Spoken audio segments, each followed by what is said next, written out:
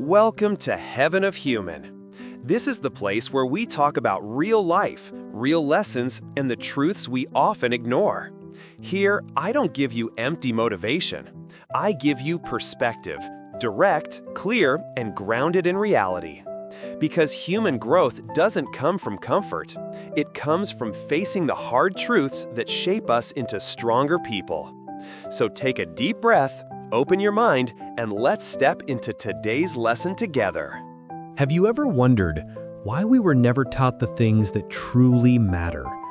They told us to study hard, to memorize, to follow rules. But no one taught us how to understand the rules themselves. No one taught us the laws that could protect us, or the money that could free us. They made us believe that obedience is virtue, that silence is peace, that following orders makes us good people. But what if that's the very reason most people never escape the cycle of struggle? Look around.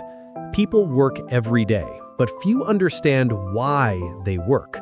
They follow rules written by others without ever knowing who wrote them. They borrow money they can't afford to buy things they don't need to impress people who don't care. And then they wonder why life feels heavy, unfair, impossible to move forward. Maybe it's not because we're lazy or unlucky. Maybe it's because the system was never designed to make us free. Because if everyone understood the truth about law, money, and power, the system would lose control. Today, we're going to talk about that truth. The truth behind a society that praises obedience but punishes awareness. A system that rewards conformity but silences courage. And most of all, how you can start breaking that invisible chain, one honest thought at a time. Welcome to Heaven of Human. There is a country. I can't even recall its name, but what I do remember is this. The government there declared that every citizen could never claim ignorance of the law. If you had an ID card, if you had a driver's license, you could not say, "I didn't know the law." But here's the madness. This same system never gave its people any foundation in law. Schools never taught basic legal knowledge. Teachers themselves didn't even know the law. How can someone teach what they themselves don't understand? And yet the government holds citizens accountable as if they had been trained like lawyers since childhood. And it doesn't stop with law. The same blindness exists in money.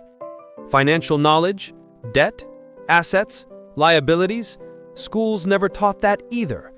Many teachers themselves are drowning in debt, borrowing money for things they don't need, living in chains they don't even recognize. If the teachers are financially trapped, what hope do the students have?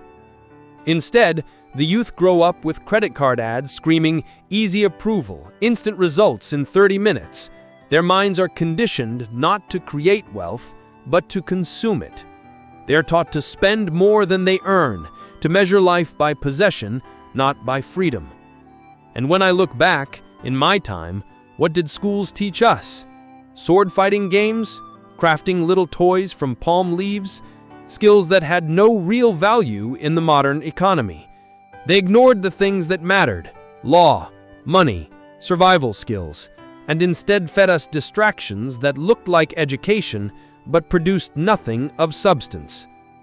Worse still, they conditioned us with a single narrative: study hard, get into a good university, find a job with a title, a building, a uniform.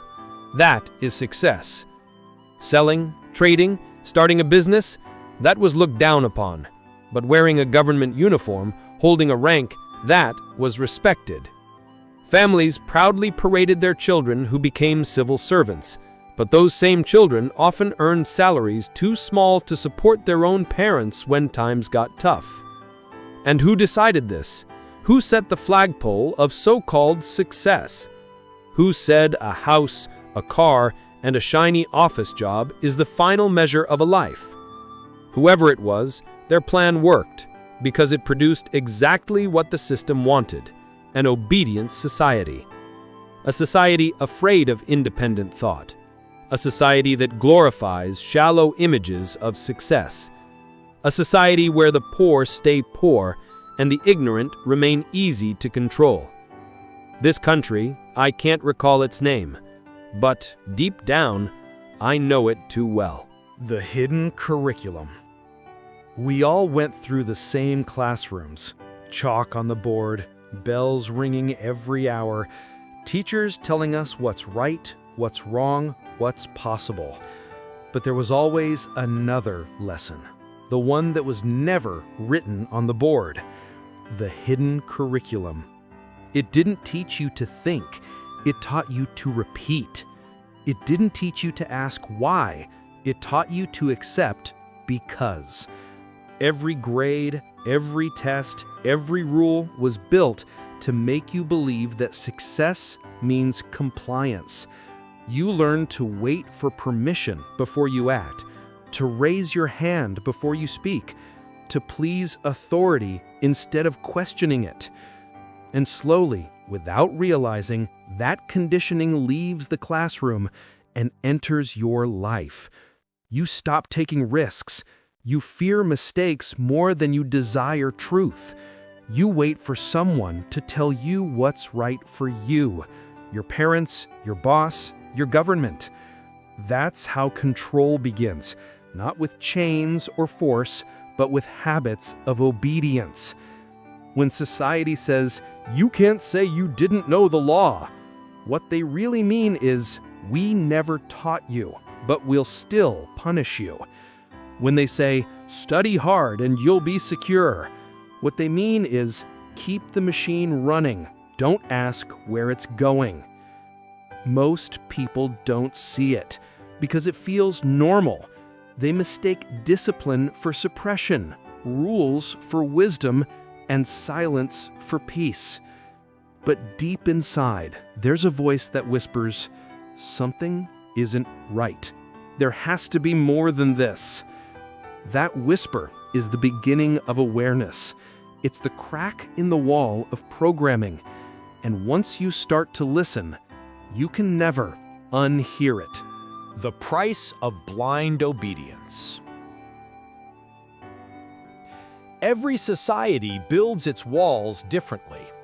Some use laws, some use fear, and some, the most effective ones, use dreams as their cages.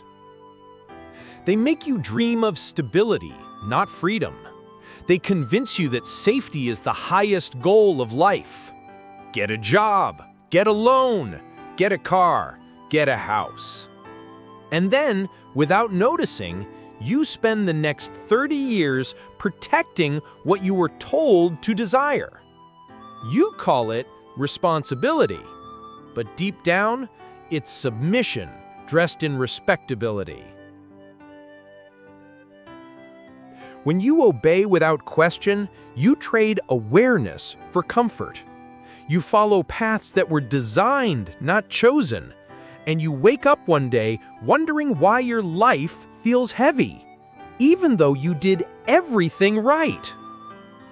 Because doing everything right in a broken system doesn't make you successful. It only makes you useful. Useful to the ones who profit from your confusion. Useful to the system that needs more followers than thinkers. You see it everywhere. People with degrees they never use. People working jobs they hate just to pay for things they don't need. People measuring worth by titles instead of peace. And when they finally start to question it, society calls them rebellious, lazy, ungrateful. Because the system can't survive too many people waking up at once. Blind obedience is the slowest form of death. Not the kind that stops your heartbeat, but the kind that stops your becoming. The kind that turns your potential into quiet regret. And that's the hidden price we pay when we choose not to see. The fear of thinking for yourself. Thinking for yourself sounds noble until you try it. Because the moment you do, you realize how uncomfortable freedom really is. When you stop following the script, people look at you differently. They call you strange, difficult. They say, "Why can't you just be normal like everyone else?" But what they really mean is, "Why can't you stay asleep like the rest of us?" Society trains you to fear isolation more than ignorance. You're taught that being accepted is safer than being right, that it's better to belong than to stand alone with your truth. So most people spend their lives wearing masks, smiling at systems that slowly drain them, because it feels easier than asking dangerous questions. But every lie you agree to for the sake of comfort becomes a chain. Every truth you avoid seeing becomes another wall in your mind. And over time, you become exactly what the system wants, a silent participant in your own limitation. It's not that people can't think for themselves. It's that they've been punished every time they tried. Punished in school for questioning authority. Punished at work for speaking truth to power. Punished in society for daring to live differently. So they learned to stop trying, to live quietly, to shrink, to obey. Until one day they look in the mirror and realize they've built a life that fits everyone's expectations except their own.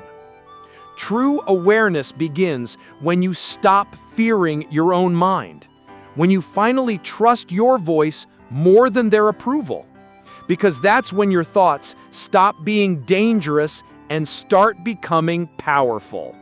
The first step to freedom. Freedom never begins outside you. It begins in thought. The very moment you question what you were taught, that's the first crack in the wall. You don't have to burn everything down. You don't have to fight the system with rage or noise. All you need to do is start seeing clearly. To look at your life and ask, who told me this is success? Who benefits when I stay this way? Whose dream am I really chasing? Awareness is rebellion in its purest form. Because when you see the truth, you can no longer be controlled by the lie.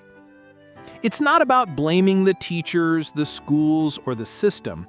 They too were shaped by the same machine. But you have something powerful they never had: perspective. You can see the patterns. You can break the cycle. Start small. Learn what they never taught you. Study how money works, how law shapes your rights, how emotion controls decisions. Learn to read contracts, not just headlines. Learn to save before you spend, to think before you react, to pause before you follow. And most importantly, unlearn the belief that obedience equals goodness. You can be kind and still question. You can be respectful and still free. Freedom begins the day you stop living by other people's definitions, when your why becomes louder than their how. That's the first step. And once you take it, you never walk the same way again. Living free in an unfree world. The truth is, the world may never change as fast as you do. Systems will still exist, corruption will still hide behind suits, and manipulation will still come wrapped in promises of progress. But that doesn't mean you can't live free. Freedom isn't about escaping the system. It's about no longer being shaped by it. It's walking through noise without losing your clarity. It's working within the world without letting the world work through you. You can have a job and still think freely. You can follow rules without losing your sense of justice. You can be polite without being silent. You can earn money without letting it own you. Living free in an unfree world means this: you stop waiting for the world to awaken, and you awaken yourself. You create your own curriculum. You learn what survival truly means. You spend less time proving your worth to others and more time living in alignment with your values. You stop competing for validation and start building for peace. You stop trying to impress society and start understanding yourself. Because when you live with awareness, you see what others miss, that freedom isn't a place, it's a state of mind. The system wants you distracted, divided, dependent. But you don't have to fight it with anger. You can defeat it with understanding, by staying conscious in a world that thrives on unconsciousness. That is what it means to live free. Not perfectly, not fearlessly, but consciously.